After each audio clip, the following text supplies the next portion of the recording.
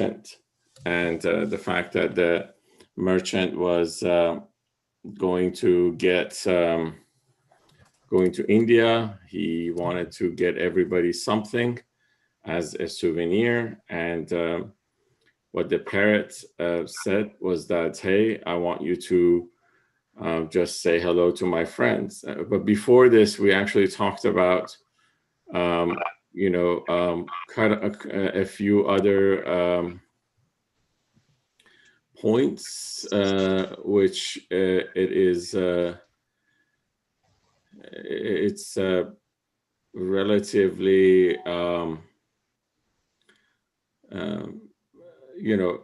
we wrapped up the previous story, which was the emissary, the Rome emissary, and him meeting Omar.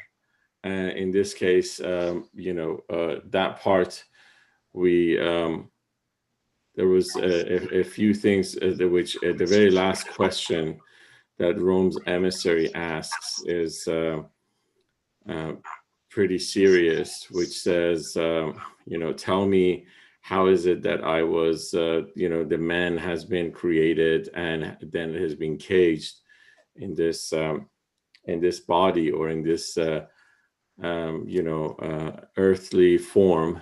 And I think what, we discussed was that the creation was done because we had to find the image of God within ourselves through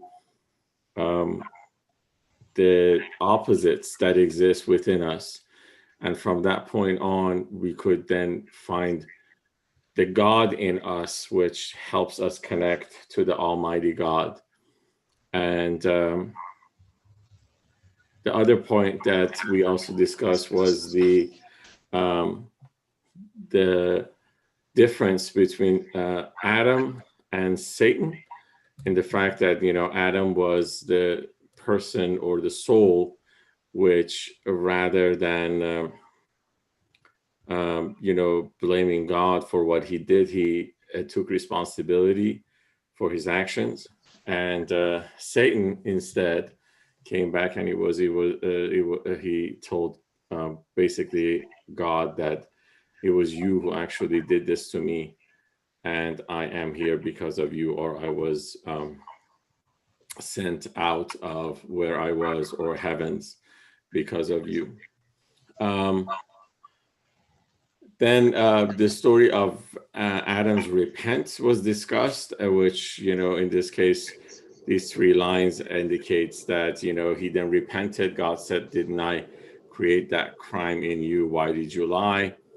Wasn't it all because of my decree? Why did you take responsibility? He said, through fear, I kept respect for you.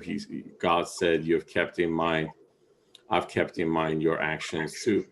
And if you remember, I mentioned that this is not necessarily fear. This was respect. And, keeping that respectful attitude towards, your mentor, or towards your, creator in this case.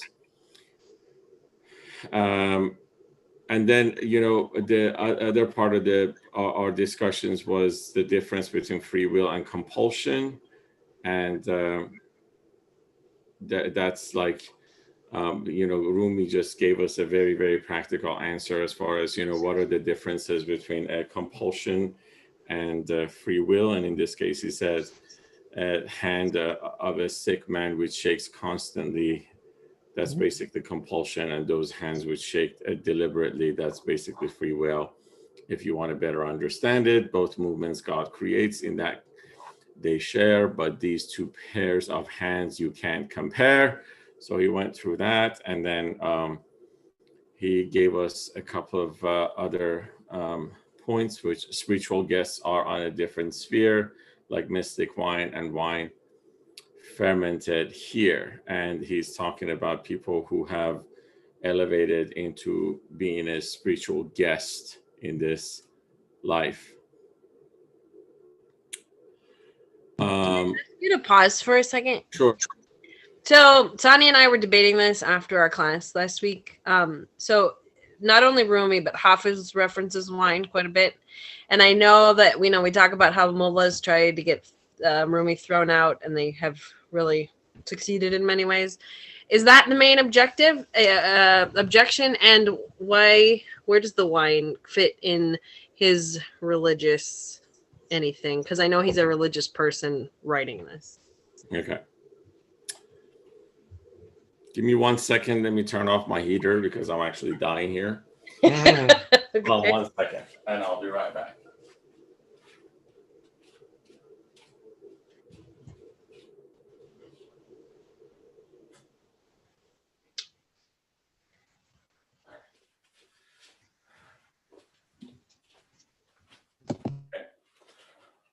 So I'll tell you guys what we have studied so far doesn't say much about wine, except the fact that it keeps referring to it. So there's two things that we should know. I mean, one thing is when it comes down to the now again, those people who have studied fiqh, you know what fiqh is, right? And both on the Sunni side and also on the Shia side, there is a very interesting part that nobody really attends to.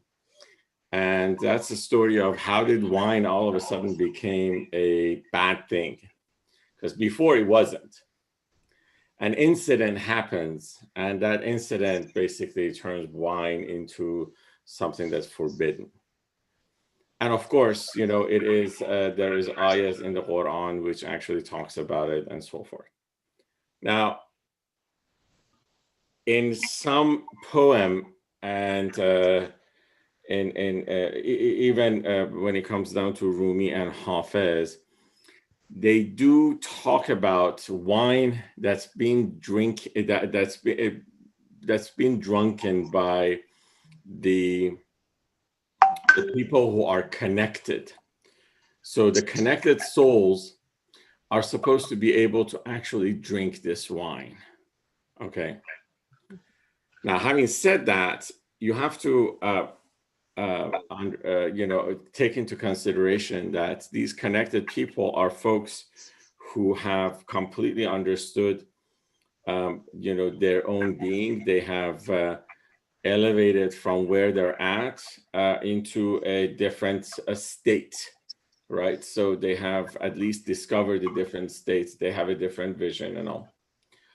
So wine itself, what's unique about it is the fact that, and it's the same thing as vinegar. And I don't know how, I'm sure you're familiar with the Iranian New Year traditions. So, and how, there is a specific, there's some elements that they put on a table, like for instance, there's 7 elements that goes on the table during the New Year for in an Iranian tradition. So there is mirror, there is light, there is a candle, there is a fish, there is a stone, there is wine, and there is some greenery, and all. Now I'm forgetting a couple, I guess. But what all these the philosophers or all these mystical philosophers, what they refer to when it comes down to wine is the characteristic of wine of how it's made. So wine is only made when it's contained in a specific barrel or a container, and it stays in there, and it just starts boiling from within eventually until it actually settles down and it first transforms into vinegar, and then it transfers into wine.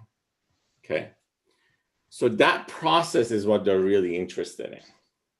So what they're really referring to when it comes down to wine is that action of the transformation that happens for all of us from within ourselves. So all of us are the transformation that each of us has to go through is the transformation that happens from within us. So that's one element that they keep referring to. The other element is the fact that they believe that the moment that you are transferred, I'm sorry, the moment that you are transformed from where you're at to where you should be, and you elevate your soul, and your soul all of a sudden starts discovering and having this, you know, um, divine vision, then what you would become is a connector between the divine world and the earthly world. And that's exactly what has happened in case of Rumi, that he basically was able to connect us to the vision that he has had. Now, they believe that the connection can only happen with someone who is of a divine essence. And they refer to wine because unless someone has been able to transform from within himself to understand that divine connection, they can never connect the two worlds together. Okay, so that's the second. Then there's the third element of this, which that's my own opinion. And this is not in any shape or form anyone or no scholar has ever said this or anything like that. It's just my own opinion. I'll share it with you. I think because the way these guys describe wine, you can never describe it unless you have tasted it. I'm being extremely serious and honest about it. There is no way that, you know, for me, if for instance, if you know, let's just consider a I don't know, a Turkish dish, some Turkish dish which, you know, is very, very famous in Istanbul. Unless I've been there and I've tasted that dish, I can never talk about it. I might have seen it, and we're talking about, this is not somewhere that there was Instagram, or, you know, this is a time that, you know, really didn't have any means of communication. So these guys could not have fully grasped exactly what this is unless they actually had tasted it. So from a perspective of whether they have tasted wine or not, again, it's my opinion. I'm not saying that this is what has happened. I could be completely wrong about it, but I'm just going to share it with you. Their description is extremely accurate. And you only can give an accurate description of something unless you have experienced it. Okay. So did I explain what? You did. It was helpful. I mean, it's just like I find Rumi references Quran so much, and it's just kind of surprising to me that, like, it actually, that's the one form of alcohol that's prohibited, spelled out in the Quran, right? Like the rest of them aren't even on the list, but except, you know, wine specifically. So I just surprised by it, and I wonder, like, the opposition, most whatever religious people would have to Rumi, since he's so religious to me. Mm-hmm. So that was helpful. That's not why they're opposing him, by the way. Oh, well, then why the opposition actually, this is not even this is not even on their radar. The biggest problem that the religious scholars have with Rumi is the fact that Rumi frees people from the boundaries of a specific he tells people that you have to get to know yourselves, and he gives people a tool to actually understand themselves first. And he's like, your salvation is only coming from within you, not from anyone else. That is the part that, you know, the biggest, you know, clash between the religious scholars and Rumi comes in, because he actually calls out these scholars saying that you guys say one thing and you guys do something else. Hafiz says the exact same thing, that you guys say something here, but you do something else when you go home. And that's not right. So you're not true to the words. That is basically That's where the biggest issue is. And remember, he makes the whole notion of connecting to God and prayer, and even the ayahs from Quran, he describes them in such a mystic and romantic way, I think, which no one really likes it, in a sense. I mean, none of those religious scholars really like it, because to them, if you have to understand fully what an ayah says, you have to first understand when it was said, how it was said, who wrote it, who was with the prophet. I mean, this is what you read in the books. I mean, all Islamic scholars, if you read their books, that's what it is. They talk about, and majority of the times, either it was Omar or Abu Bakr or Ali, they were, with prophet. So they actually specifically mentioned who was with him that validated this happened. I mean, and then was it in Mecca, or was it in Medina, or was it, in this time or this time? Rumi doesn't care about any of that. He talks about what that really means. And that just all of a sudden, opens up a different avenue into all of this, which, if I'm a man of God and I'm actually making pretty good money about it, I probably might not like it. Yeah, less control over the message. Very much so. You're right. Much less control. And by the way, it's not bounded to only Muslims. It's bounded to, it's actually for everyone. Every single religion and their followers can actually relate to what he says. This is why his words are so universal. It's spirituality against the commerce of religion, the business of religion. Absolutely, the business of religion. You're absolutely right. The commerce of religion is extremely big, as you guys know. Mm-hmm. So, Mohsen, you're saying they used to say one thing and do another back then too, like 800 years ago? Are you being sarcastic, or are you like? Just a little bit. Okay, no, that's exactly right. It used to happen back then too. Exactly. I mean, this is exactly what he's we have I thought maybe it was something new. They got more smarter or something.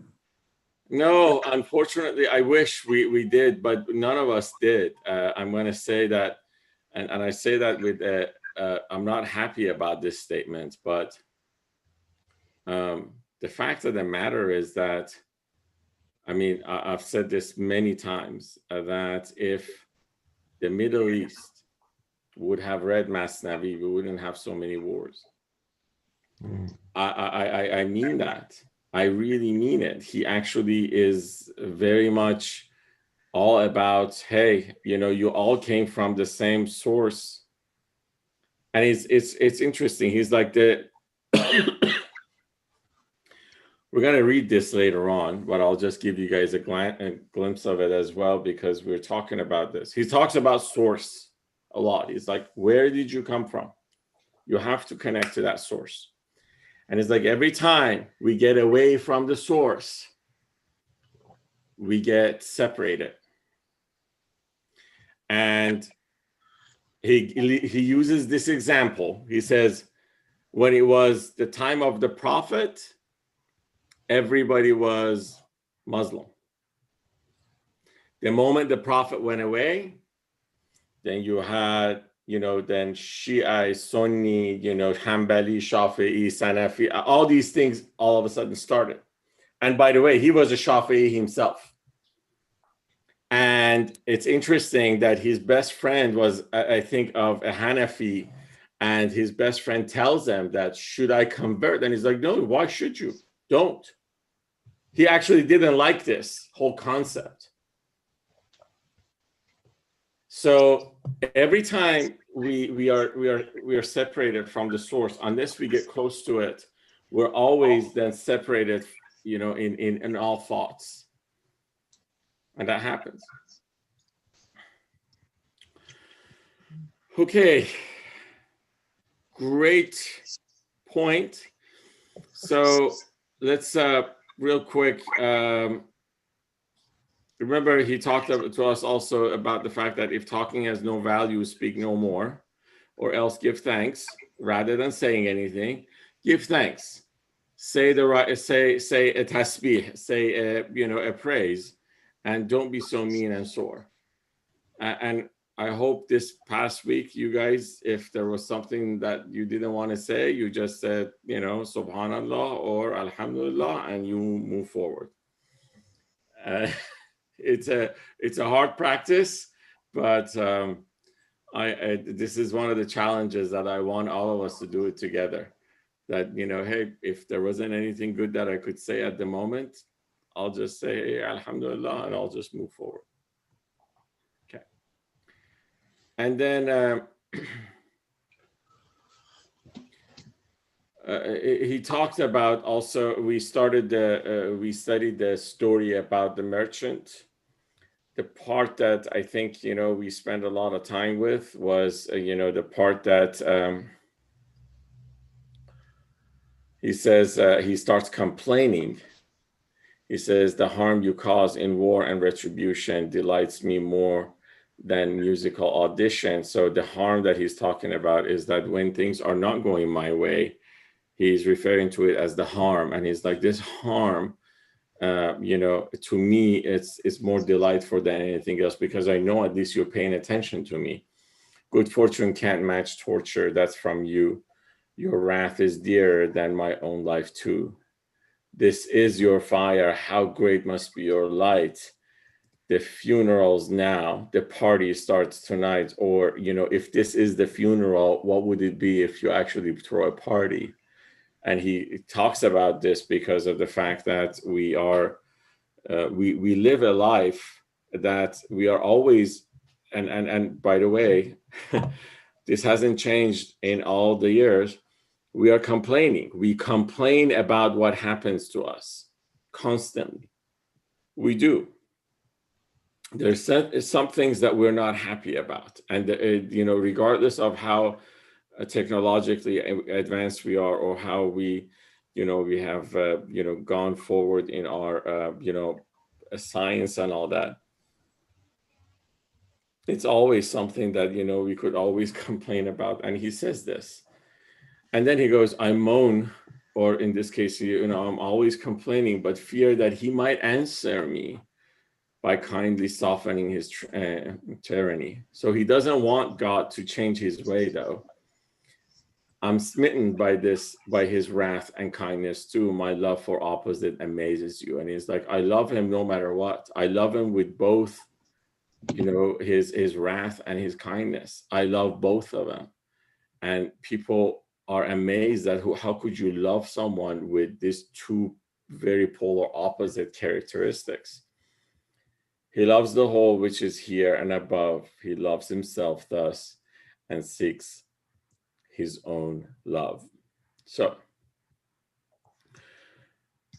next section is a description of the wings of the birds of divine intelligence. So the parrot's tail now seems appropriate.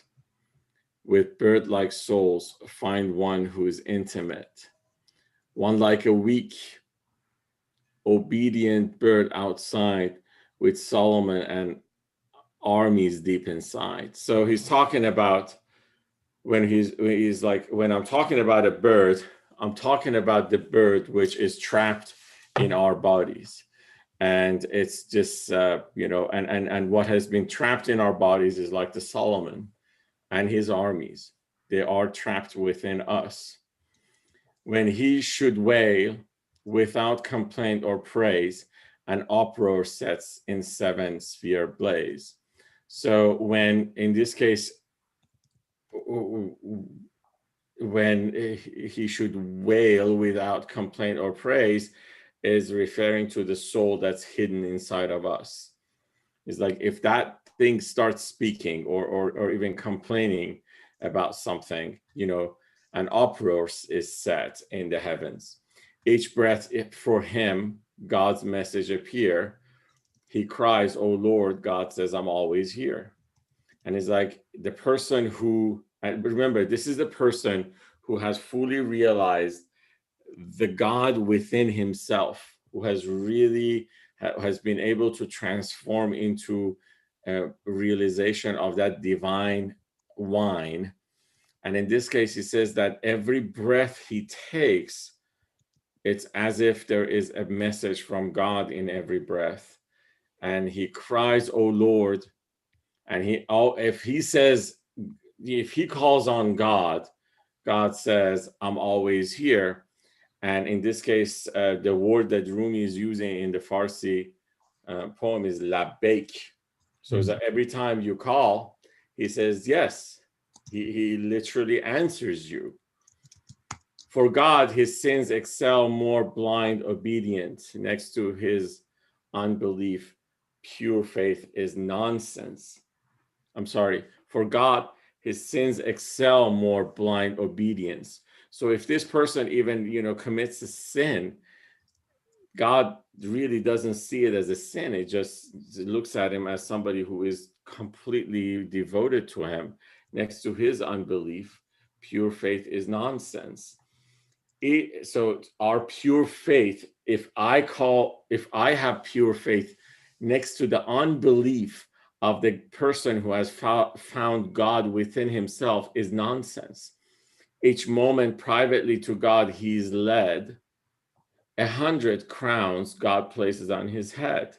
This is how big it is. And again, this is people of his own kind as he's talking about them right now. He says, each moment privately to God he's led, 100 crowns God places on his head. His forms from earth, his souls from no place, beyond the dreams that travelers can't chase.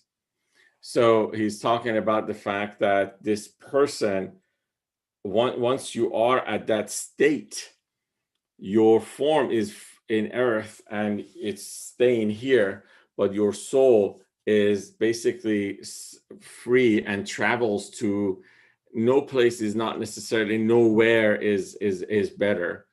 It just is boundless. Not somewhere which the mind can comprehend. And it's like wherever you think that he's going with your mind, it's not there. You can't comprehend it. From where a telling clue might once descend. By him, the world and no place are controlled.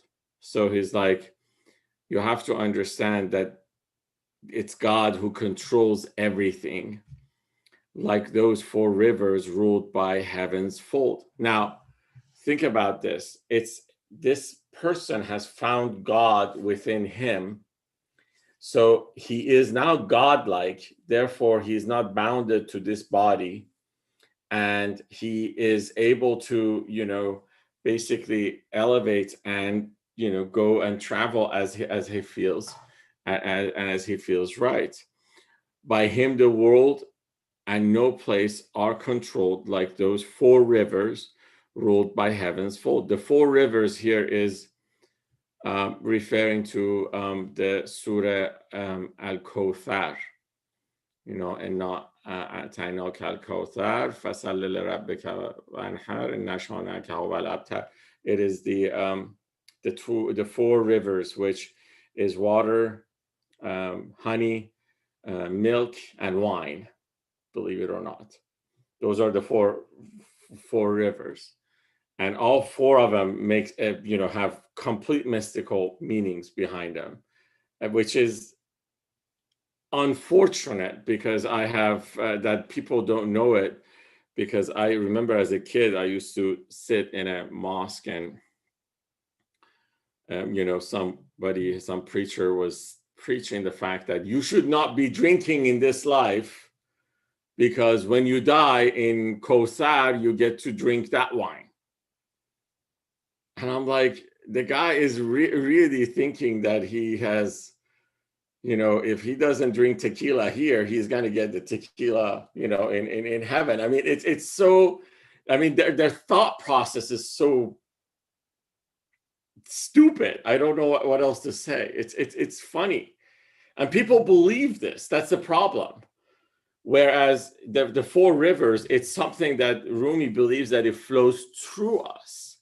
So each of these rivers do something for us. The water does something, the milk does something, the honey does something, and then the wine does another thing. So we want all these four to run through us. We'll get to that, what that is. I just want you guys to actually cue you up for this, that we're going to get to the meaning of all these, different rivers and the Surah Al-Kawthar. So by him, the world has and no place are controlled like those four rivers ruled by heaven's fold. Cut short the explanation, turn around. God knows what's best. Don't make another sound. Let's now resume what started earlier about the bird, the merchant, and India. The merchant then said yes to her request to give her a message there at her behest. So basically, the merchant said, that's what I'll do. I will go there and I will see your friends and I will give your friends your message. So the merchant sees the parrots of India in the countryside and delivers the message for that parrot. He entered India, traveled deep inside, then saw some parrots in the countryside. He drew his steed back, shouted to the birds to keep his promise. He passed on her words. So basically, there were a bunch of parrots on a tree. He just talked to them and told them that this is the story of a bird that lives in my house. One of the birds shook violently, then dropped. She felt just like a corpse. Her breathing stopped. He then repented, that's the merchant, that he had brought the news. I've killed this creature. What is left to lose? I mean, he's like, how could I do this? I just killed a bird. Was she one of my parents' relatives? The same soul which in separate bodies live? I mean, he's like, were they friends? I mean, what I said, did somehow I talked about one of her relatives? Why did I tell him when she's out of reach? I burned the poor thing's heart with my crude speech. Now the merchant is unhappy about the fact that he thinks that his words caused the parrot to die. And he is blaming himself for it. Now listen to this. This is the part that it gets to Trump. The tongue and stone on iron are the same.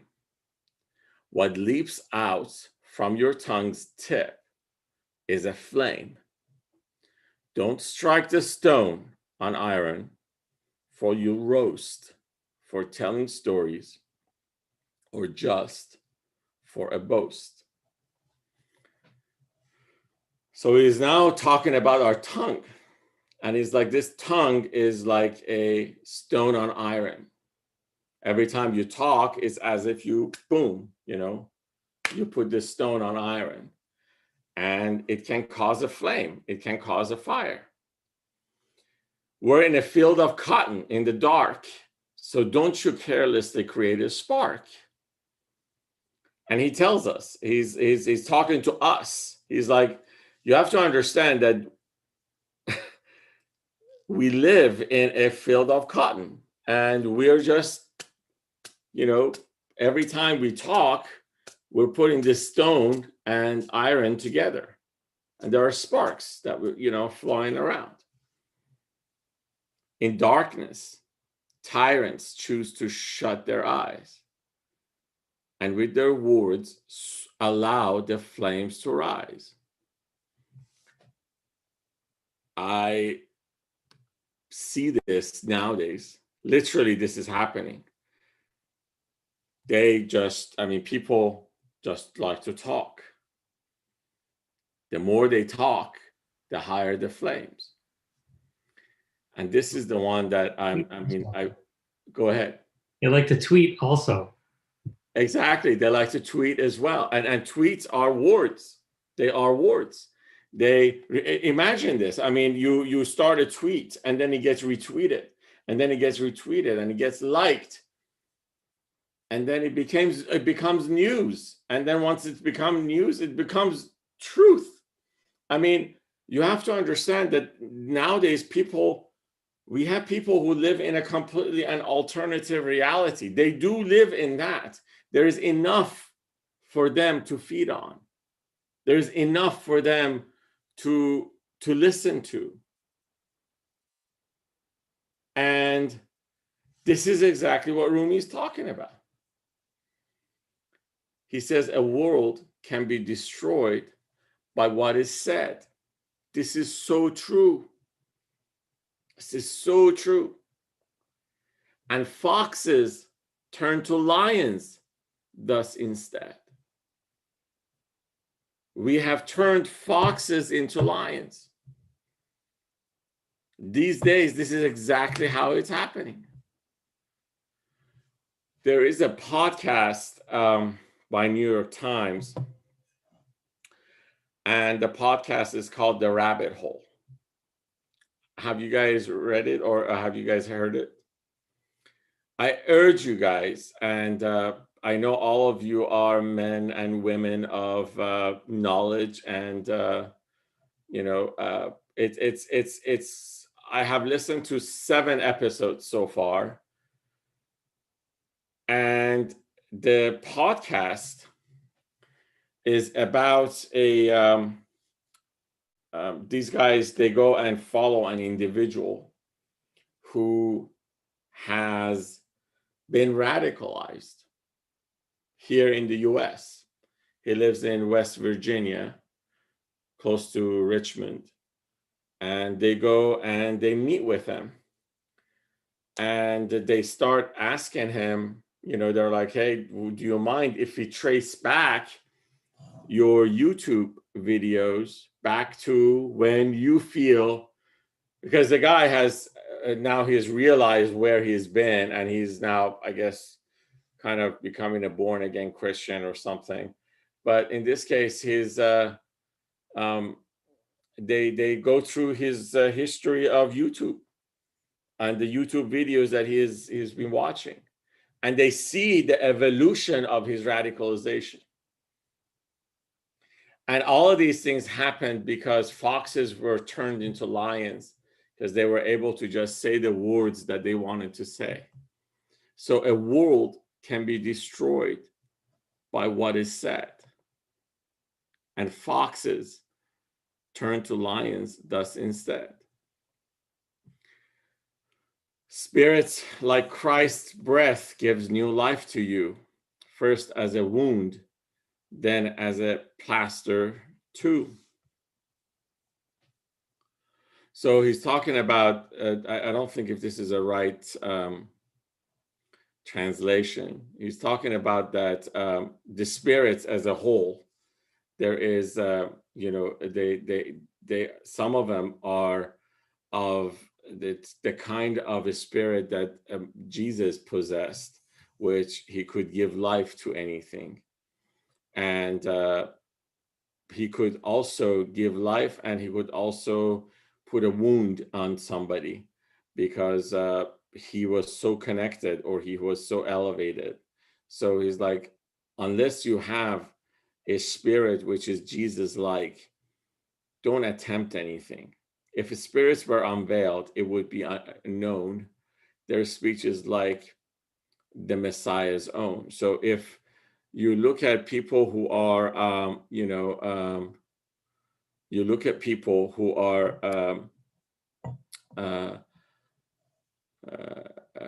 are Jesus-like, if you look at them, you notice that what they say and how they say it is something that is like as if the Messiah is talking.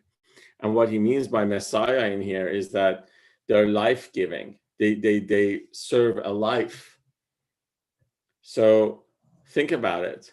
You can sit and listen to a speech by a right-wing hater of, all sorts of men, of different colors and races and all that. Or you can listen to talk about Rumi. And it's the two different things. So one of them is going to completely put you in a mode of, hate and hatefulness and division and all that. And the other one brings you closer to your own essence. So if you want something sweet to say, hold on. Now, he also tells you that as you want to speak, you need to hold on and don't say things right away. Whether it's something that you want to say of complaining about someone, or if you're even about to say something sweet, don't grab them greedily before they're gone. So it's like, don't say them so quickly. And in this case, the grab is, don't grab the sweetness so quickly. Through self-restraint, the clever men reach higher. So every time anyone who reaches any higher level, he calls them the clever men. And it says it always happens because of self-restraint. Sweets are what simple children are desire. So he's like, remember, sweets are always things that children desire. So he's like, if you're going towards something that's very sweet, or if you're about to say something that's very sweet, be careful about that. In this case, because he's talking about that sweetness being something that, he's like, it might not have the true sweet essence into it. It might be just something that is extremely temporary. And he's like, be careful about what you say. You can ascend to God with self-control. Choose sweets and you'll sink further from the goal. So he's like, you can ascend to God, and if you were to do self-control, and in this case, self-control is, be careful about self-control is all about the words that you're about to say as well. You could say words which are, whether you know it or not, it could be hurtful to people. But you think that the words were justified, and most of the time they're not. So you can ascend to God with self-control, choose sweets, and you'll sink further from the goal. There are some times that you actually go towards choosing sweets, it would actually sink you further, not elevate you. All right, so now he's, the next section is right along the same stuff that he just said. He's referring to a poem by Attar. Remember, Attar was before Rumi. And for those of you who remember when we did a biography of him, he passes through Attar's hometown, and Attar sees him and tells his father that this child one day will burn the entire world, meaning the fact that it would just revolutionize everything. And I think we see that now. So this story is about commentary on the saying of Attar. You have an ego, heedless one. Drink your own blood while on earth. For if mystics drink poison, it will become an antidote. So it's like, try to restrain as much as possible in life until you actually have reached that elevated level of mystics. Because at that place, even if you drink a poison, it's not really a poison. You get to transform that into an antidote. And this is an important part as well for us to consider. Rumi is in a firm believer that we are the ones which actually make anything meaningful or we give meaning to things. So he's talking at some. I don't think if you've read this yet, but we will pretty soon. He says, or maybe I've read it now. My memory is not doing well right now. He talked about wine and being drunk, and he's like, it's us who gave meaning to being drunk. You could pour wine on a stone, and that stone would not even know what you poured on it. But you actually drink the wine and you get drunk. So the drunkenness comes from you, not from the wine. Does that make sense? It's you which give meaning to drunkenness. Because if drunkenness existed in the wine, then if you would have put wine on a stone, that stone should have also feel drunk as well. Am I making sense? Okay. So let's see what this guy says here. So the mystic is not harmed one bit if he should drink down deadly poison knowingly. So it's like whoever has reached a mystic level in his life shouldn't be harmed a bit if even if he actually drinks poison, because to him, he is the one who gives meaning to that poison, not the poison itself. When you have true health, why choose abstinence, though others suffer if they touch it once? So it's like whoever basically finds true health doesn't have to necessarily practice self-restraint. And in this case, true health is when you have truly have come and become one with your soul within yourself. The prophet said, wise men just turn aside, don't challenge one who's sought as a guide.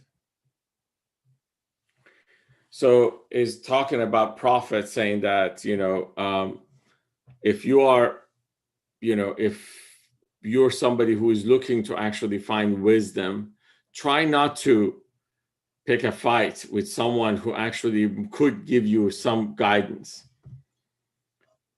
And in this case, what he's referring to is, actually, let's read the next couple of points and this would become more apparent. With Nemrud in you, don't approach with the flame. Become first Abraham to do the same. So he's like, if you want to fight with Nemrud, you first have to become an Abraham, or else you can't fight it. You don't know how to swim or sail in there. Don't dive in vainly just to show you're there. So he's like, if you don't know how to, swim, just don't try to pretend that, I'm a daring guy and I can do anything and jump into a river or to the sea. He can pull out a red rose from the fire. From loss, he can send prophets soaring higher. So he's talking about people who have realized, again, God within themselves. And it's like these guys are so capable that things that inform to us seems impossible, they can always do, like pulling a rose from the fire, or something that you feel that you're losing, you can actually turn it into profit for you. And he's saying these because he wants people to fully understand the ability that these guys have. Now, the part that he's talking about, the fact that don't try to fight with someone who you may know that he is guiding you, is he wants people to first find the right guide. And as they find the guide, listen to him and try to understand the words that he is speaking, and try to judge the words from their heart, not from their mind. Most of the time, and this happens for us, all of us, we may go to a seminar, we may go to a talk, specifically if it's something that's very close to our profession, because we all have worked pretty hard for our profession, and we have, you know, achieved a lot of levels and success. So if, God forbid, if the guy says a bad, you know, sentence, or he says something that we don't agree with, or we have a possibility of a bad, if we know the guy, you know, let's just say that his talk is like 10% not correct, and everything else that he's saying, he could be useful, but the 10%, he might actually say things that are not as you know, as correct according to us, because we are a of course, you know, we have something to say in our profession.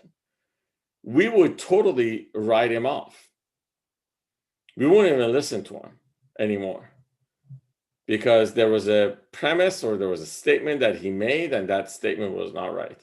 And again, I say this, and I probably am guilty of it myself as well. I have done this, but when I think about it, it's like, you can always get pieces of wisdom from people. You can't get the entire thing, but your job is to get these pieces and perhaps put them together and create that wisdom that actually works for you.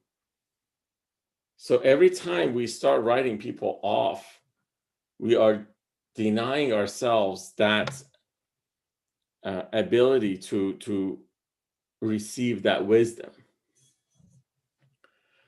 I think Rumi is trying to kind of give us that in here, that you have to start with understanding and being able to hear both things, and perhaps separate them in your heart as far as what was right and what was not right. And eventually, as you start separating them, you build this filter, which eventually this filter is going to help you to find someone who is of the type of perhaps Rumi. I mean, that's basically what he's trying to tell us here. So he can pull out a red rose from the fire. From loss, he can send prophets soaring higher. His touch turns earth to gold in just a flash, while gold imperfect men touch turns to ash. So he's like, remember, if you find someone who is of this caliber, of the caliber that he can actually turn a fire into a rose, you have to understand that for him, there's nothing that he can't do. And you have to find them, or you have to try to become one. And in this case, then, you know, he's just can do what he wants. And he, you know, he takes something that's imperfect and he makes it very perfect. And Rumi is one of those people himself, because think about, like, for instance, we have read a story about, so far we've read a story about a lion and a rabbit. And this story of a lion and a rabbit is a children's story. I mean, there are books about it. In many other cultures, they also talk about this. But somebody who is complete, like Rumi, would take this story and tells it in such a way that we take a divine lesson from it. So this is what he means, that when someone who has this touch of creating, you know, gold or creating flowers, he can take something that's imperfect and create a perfect thing out of it, you know, out of it. And somebody like me who is imperfect, if you give him that story, he probably would massacre that story all the way, because he doesn't exactly know what that is or what he can do.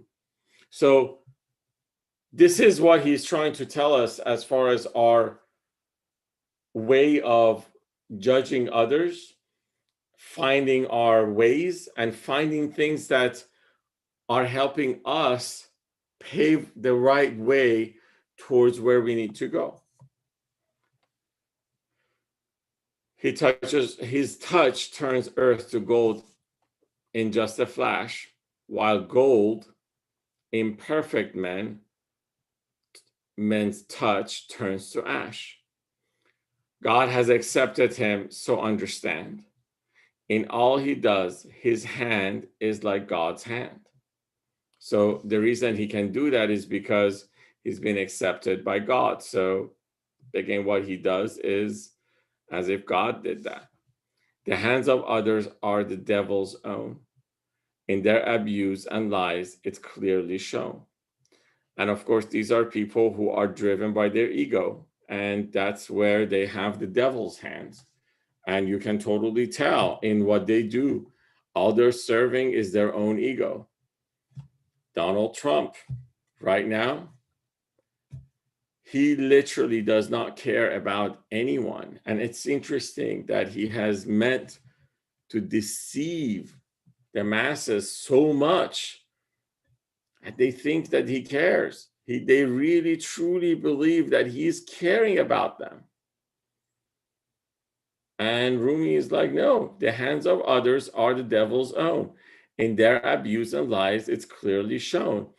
Ignorance turns to knowledge with pure men. So again, ignorance means that's again something that's completely imperfect can become knowledge if pure men or men who are connected get their hands on it. It's ignorance with infidels again. But incomplete people can take ignorance, and again, it's going to be ignorance. They can do no transformation about it. A sick man spreads to others pain and grief. A perfect man turns sin to true belief. I mean, I couldn't agree with this statement more. This is so true. A sick man spreads to others pain and grief. And we see that again. A perfect man turns sin to true belief. While standing, don't fight someone on the steed. Step back. There's no way you can succeed. And in this case, it's like, find your way, find your place, find what's inside you, get your filters done so you can filter out what's not right and what's not pure, and only allow the pure to arrive at you.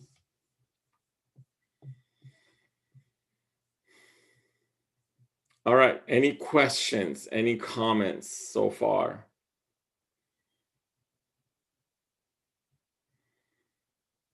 Wow.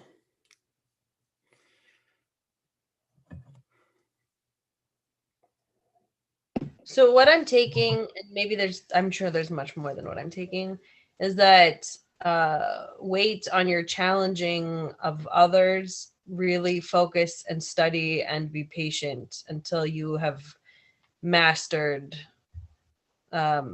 yourself and the Nimrod that's within you. Yeah, I think you already are practicing this, aren't you?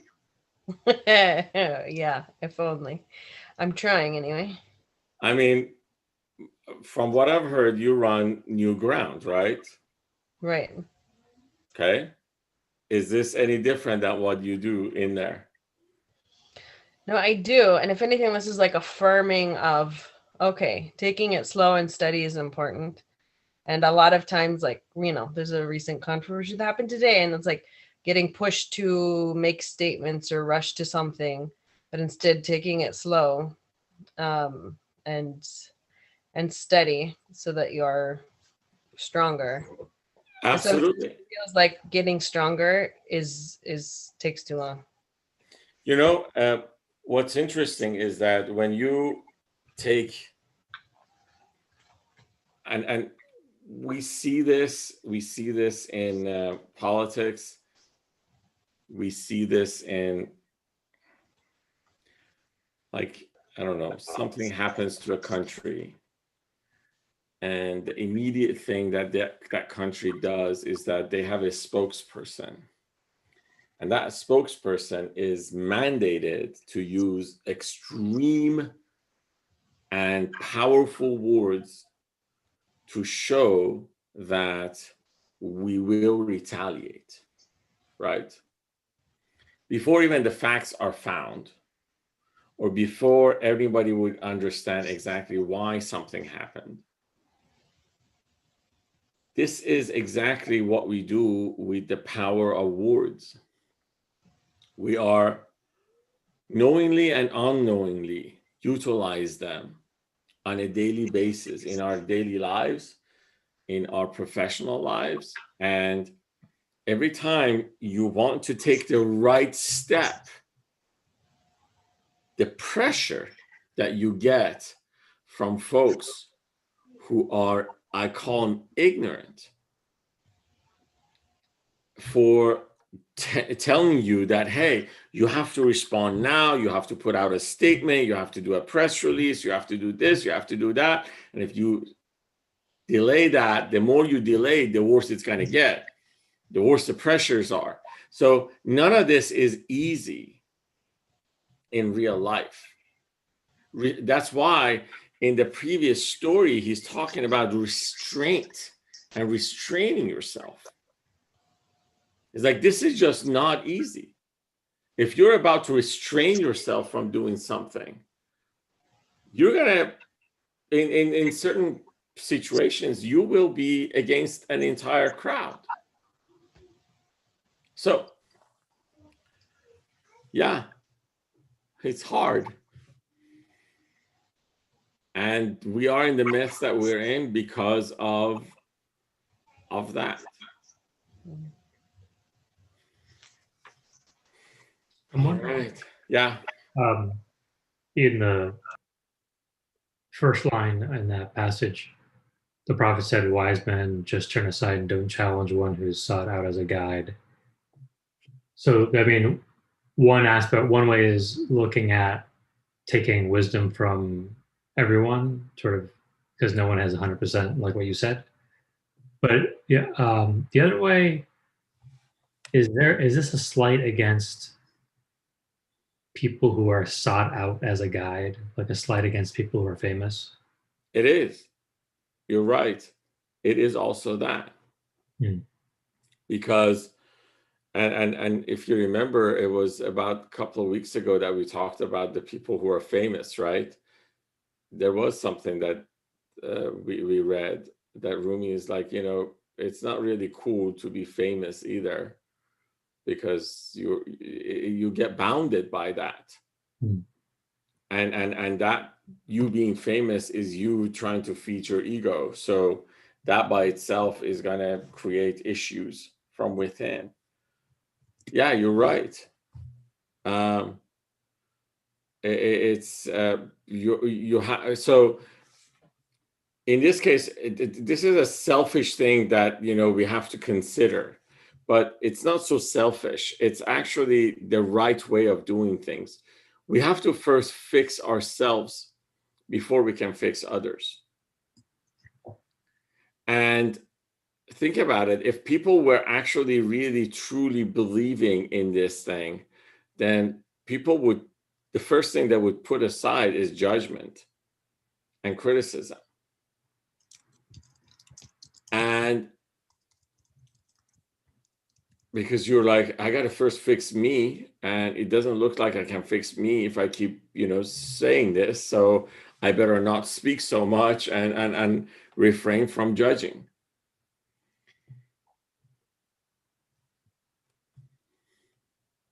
Yeah, I mean, it's interesting because we have the problem of celebrity in a lot of Muslim spaces, right? So, like famously, there were, at least in the Sunni spaces, famous figures, let's call them, who had there was a lot of bad stuff came out about them, which was that can be very challenging if you put your faith on someone else, right? And then that person turns out to fall short, then it puts you in a crisis. Yeah. I mean, it's unfortunately, like, again, what you're saying is so true, because general public, they put their faith into what they see. And of course, we've already talked about, and Rumi has already established this for us, that we don't see well. So if my vision is actually just not a good vision, so trusting that vision is bad. But you're right, we see it, and then all of a sudden something happens, as if that just happened to happen. But the fact of the matter is that it was always been happening. It's just that you never saw it. Now you're seeing it, and then that person's life also goes to crapper, and everyone else then all of a sudden find out that they don't have a role model, so they unfollow this person, they start following another one. It's amazing. I mean, what social media is exploiting these days, how followers are becoming of a social status. You have followers and you have influencers, and they can do stuff, and it's amazing. It's really amazing, and people they believe that. They totally believe it, and they chase these ghosts, I would like to call them, because none of them have any tangible value or tangible meaning to anyone, but people believe them. Again, when you if you guys listen to this podcast, rabbit hole, it's interesting. It's scary, actually. It's partly very, very scary, which I always said that I love my childhood, and because of the fact that when I was a child, the only thing I knew how to play with was a soccer ball and the goals that we would set outside in the street, and we played with whatever we had. I mean, nowadays, I feel for you guys who have children. I mean, you got laptops and cell phones and this and that, and you have to carefully monitor them, and God forbid, who are they in contact with, and what happens, what are they following, what are they reading? Oh my God. I mean, it's a tough world. It's really a tough world. And we are also constantly bombarded by stuff. From the morning until the night, we are bombarded by crap. Yeah, so in this case, it's a sick man spreads to others pain and grief. We have been dominated by sick men. It is what's happening. And it's funny, if you want people to at least, restrain themselves for a couple of hours a week to listen to something that's different, something that's not, perhaps people are not, they're not okay with it. They, it's not exciting. So I have to tell you guys this. I was getting feedback at some point that, you have to make your class exciting. I'm like, dude, I'm teaching Rumi poetry. This is not, this is not entertainment tonight. What do you want me to do with this? Like, exciting in what? You got to come here and calm yourself down. I'm not trying to actually excite you. Do a dance. I know. It's like, anyways. All right. Let's see how much we can get done in this one. And yeah. So this, he now kind of starts referring to the story of Moses, and so as you know, this is also the story from the Quran, which when Moses, brought his what do you call it, cane, and he threw it in front of Pharaoh, and it turned into a snake, or a giant snake, or a dragon, or whatever. Pharaoh's like, okay, I'm going to bring my own sorcerers. This is sorcery, so I'm going to bring my own. and they're gonna basically, just you guys can fight it out. And some of the magicians or sorcerers that Pharaoh brought, they were wise enough to know what is is magic and what is really truly God's work. And so once they saw this snake that had that Cain as it became a snake, once they saw that, they refrained from even doing anything or showing anything to Moses in front of Pharaoh. And Pharaoh wasn't happy about it. So he threatened them that I will cut your hands and I will cut your feet if you don't do what I'm asking you to do. And they said, that's fine, you can do that, but we know this is not Moses' work, this is God's work, and we just can't do anything in front of it. So they refrained from doing that, and they lost their limbs because of it. And this is, again, the story is in the Quran, and also it's in Torah and Bible.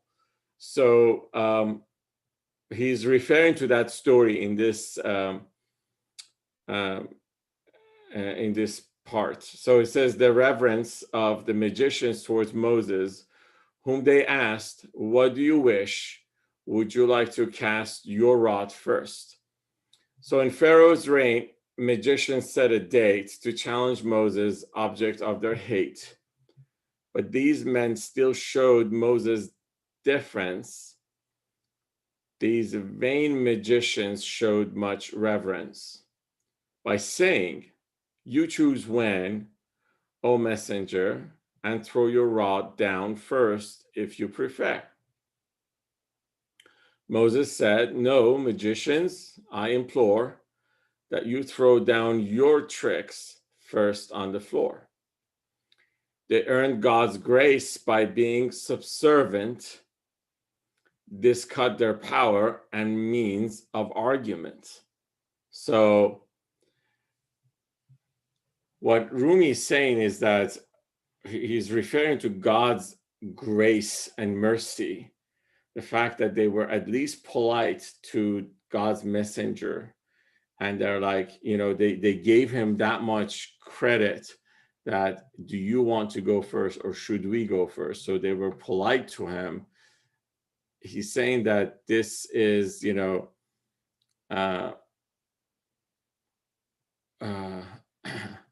earned God's grace by being subservient. So this is important, again, as far as what we do. He's referred to this before in the story of Adam and Satan. Remember that when God told Adam that, why is it that you confess to these sins, although you knew that I actually put them in you? And Adam said that, I was too, your mighty power and also your grace, I couldn't do anything other than that, than to take responsibility for them at your presence. And God would say, hey, I never forgot what you did, and you will be granted, or you will be rewarded for it. So he's referring to the same concept here.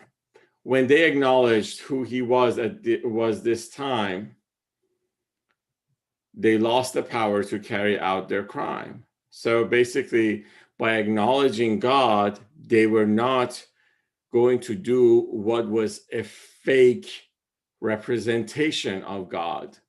So that's why they lost that power. Each morsel and each word is lawful too, for the preferred, not for men like you. So he's saying, and now he immediately turns to us. And he says that you have to understand that you have to be in a specific state so that you can exercise like these perhaps magicians, as I just said. that type of reward is for preferred men, not men like you. And men like us, as he's actually, referring to, are people who have just stepped into this, and we are not as connected, or we're not as clear as to how to connect or how to realize God's grace within us. While you're an ear, this man's a tongue, you see, and God told all men, listen, didn't he?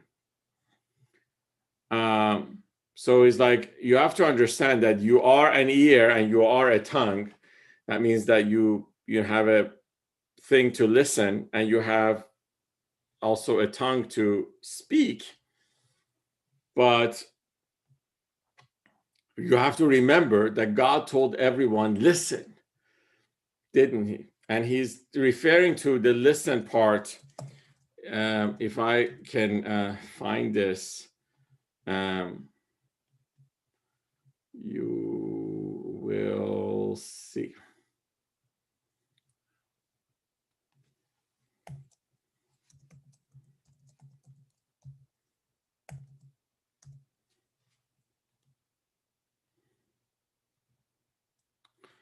So in the Quran, and you guys are very familiar with this, there is an ayah which says, وَإِذَا قُرِئَ الْقُرْآنُ فَاسْتَمِعُوا لَهُ وَأَنصِتُوا لَعَلَّكُمْ تُرْحَمُونَ.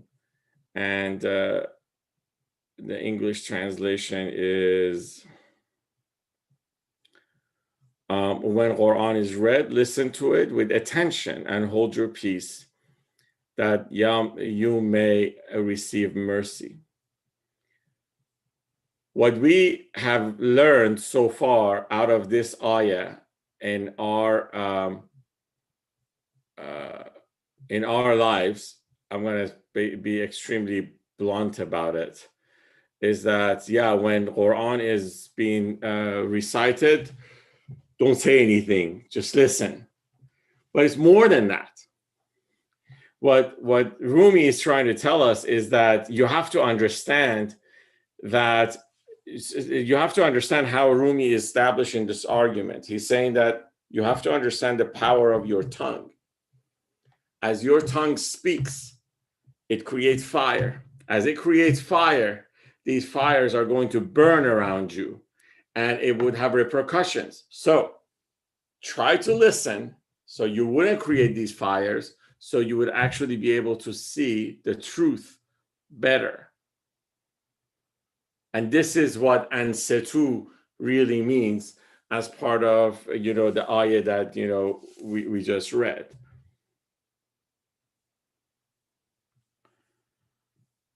Sorry, tell us what the surah was?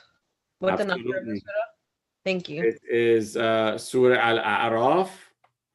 The verse is 204. Thank you. Mhm. So while you're an ear, this man's a tongue, you see, and God told all men, listen, didn't he? Each baby, when it's born, screams out its fear, but then stays silent for a while, all ears. He's very correct. When a baby is born, he cries.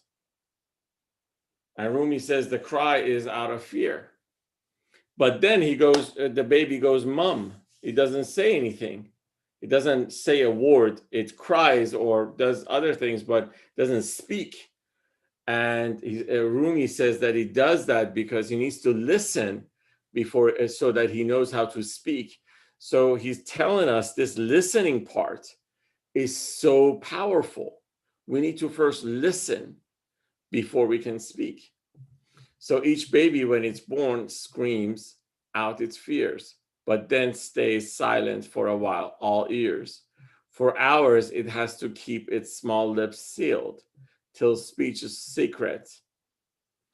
Till speech's secret should become revealed.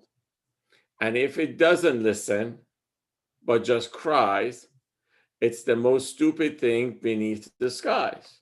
That's very true. The one born deaf, who's never heard a word, is mute. How can speech move him? That's absurd. So he's saying that you need to listen, meaning the fact that, of course, the parents need to talk and the baby should listen. And as the baby listens, then the baby knows how to speak. And by the way, those of you, again, who you're experiencing parenthood, if you say a bad word in front of the children, rest assured, probably 10 minutes later, he's going to use it in a context and repeat it right back at you. So I mean, it's just the truth, because they listen. They are a listening machine. So to learn to speak, first hearing is necessary. Through hearing, learn how to speak properly. Enter their houses by their doors, he said, seek through their cause the outcomes up ahead. Now, in this case, this is an Arabic verse, which it comes from a story from Prophet Muhammad, which is said that, if you want to enter a house, you have to enter the house through the doors. Don't enter the house through a backyard or anything like that.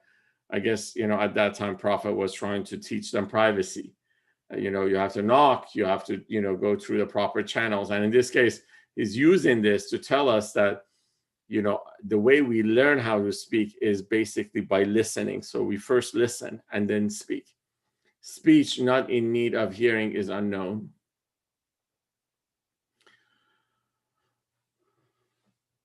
Speech not in need of hearing is unknown apart from God's desire-free speech alone. So what does this mean? He says, the only speech which exists and didn't need to be listened to listen in order to speak is God's speech. And we hear God's speech through his prophets and through his connected souls. For the Creator follows no one's lead. We're helped by him. If help he has no need. In making things and speaking, we have relied on teachers or patterns that can guide. If these words haven't left you in a shock, start weeping now and wear a dervish flock. So it's like the words that I just said should have left you in a shock. He's telling us this. He's being serious about this. It's like, and he's like, you have to at least understand it from your own heart. If these words haven't left you in a shock, start weeping now. So it's like, if you haven't been affected by it, then you have to weep for yourself. He came from Eden and the seventh heaven to beg and plead that he might be forgiven. So it's like, now he's talking about weeping here. So he's taking this part and now he's elaborating on it. That why is weeping a good thing? And he says Adam actually came from seventh heaven so that he had the ability to weep and ask for forgiveness. So if you're really Adam's progeny, then keep on striving in his company. Blend in your tears with fire to make a sweet. Then orchard blooms through rain and solar heat. So it's like, if you are from Adam's, descendants, then do this and create this medium so that flowers can bloom from it. What do you know about how tears might taste? You just love bread like blind men. What a waste. So he's like,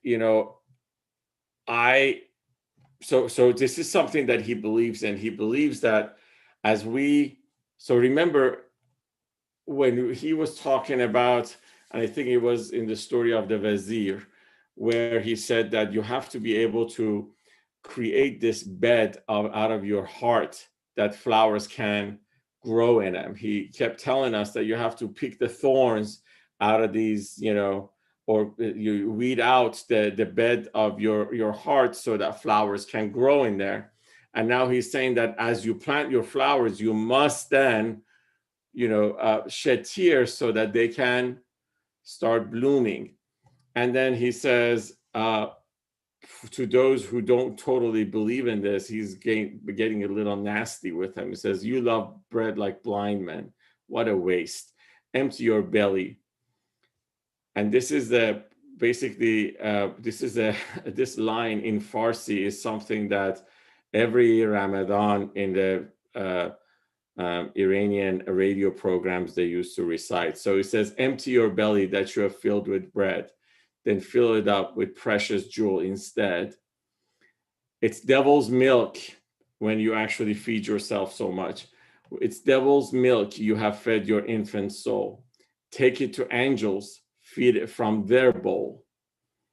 When you are weary, gloomy, and depressed, you might be feeding from the devil's breast. I mean, these words are just like amazingly true. This is why, the true essence of fasting, unfortunately, all Muslims have got it wrong. And when I say all Muslims, probably a small percentage have got it right. Everyone else is all about eat. And if you can not work, then don't work. God forbid you live in Dubai or some of those countries. During the day, the country is closed. During the night, everybody is out. Why the hell would they even fast? Why would you do that to yourself? Just live. Why do you have to reverse the cycle? I don't get it. So in this case, he's just saying that, refraining from eating is something that, would cleanse you. And as it cleanses yourself, it cleanses the soul within you. So the food which can increase light and perfection is paid for through the lawful occupation. And in this case, he's talking about lawful occupation. He's talking about it's a bad translation. He should have said halal occupation. Really, everybody knows what halal is these days. So he's talking about eating halal food. And halal in this case doesn't mean that it has to be zabiha or something that, has been, prepared in a halal way.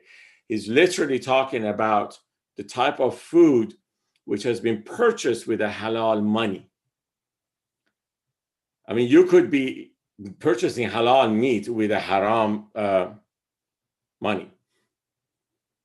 He's talking about how you purchase it, not what you purchase. What means do you have in order to purchase that food? Did you stand on somebody else's shoulder to purchase your food? Did you, take somebody else's right away and then you got your own food? So it says, the food which can increase light and perfection is paid for through a lawful, and lawful is not a good translation in here. It should be halal occupation. An oil which puts the lamp out, we should call water. It can be really oil at all. So he's talking about, he says that he's giving some kind of a correlation between what comes out of your halal occupation, which lights up a light within you, which can attract others. Knowledge and wisdom, lawful meals produce halal meals. And again, halal meaning purchased in a halal way, not the zabiha part. Of course, zabiha is good. But again, what's important is how you actually earn that money. Knowledge and wisdom, lawful meals produce, and love and tenderness they can induce. While morsels filled with envy, which can snare, are all unlawful. Ignorance breeds there. Have you sown wheat? Have you sown wheat, then seen just barley rise? So he's like, You have to understand whatever you put inside you, that's exactly what you are. And he's now giving a practical example that, you know, if you actually plant wheat, you don't see, you know, rice come out of it. In this case, he's making a thing about wheat and barley, which I think they're kind of close. That's not what it is. But if you plant wheat is going to come out of it. You can't expect banana. Let's put it this way. So he says, have you sown wheat and then seen a barley rise? A horse gives birth to donkeys. Don't tell lies. So it's like a horse gives birth to a horse, not donkeys. So it's just, and the Farsi word says the exact same thing as well. Pure food is like a seed. Its fruit is pure thought. And so this is why, for instance, in Islam, we are told that we should have, you know, halal food. And everybody thinks that halal food is because, you know, it says halal on it. The fact of the matter is that, you know, if you cheated somebody out of their money and you buy halal food, that's haram. This is what this really means. Pure food is like a seed. It's fruits, pure thought. So this is why you see somebody who is, you know, praying and everything, and his children are all like, you know, all over the place. You kind of wonder, okay, what kind of food? I mean, immediately everybody says, what kind of food have you been feeding these people? And the fact of the matter is that this is the line that everybody refers to. And it's a sea, while thoughts the jewel sought. So it's saying that the food is the sea, and thoughts are just the, you know, the jewels which are within the sea. With longing, lawful food or halal food will overwhelm your heart so it can reach the highest realm. So basically, halal food can actually do the right things to your soul, and it can help you elevate to higher purposes. Wow.